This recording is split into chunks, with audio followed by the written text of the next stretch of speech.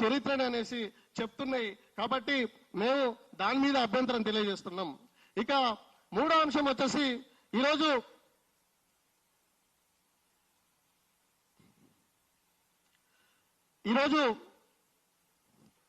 చాలా మంది మేము పోస్టర్ రిలీజ్ చేయడం జరిగింది.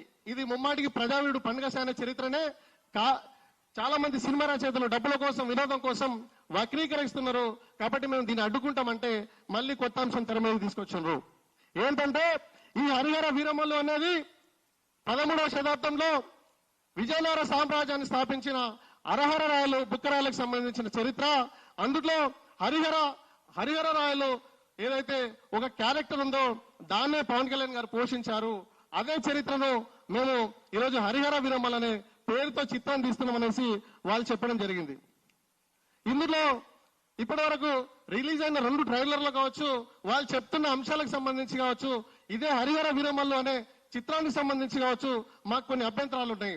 దాని మీద స్పష్టత ఇవ్వాల్సిన అవసరం చిత్ర యూనిట్కి ఉంది.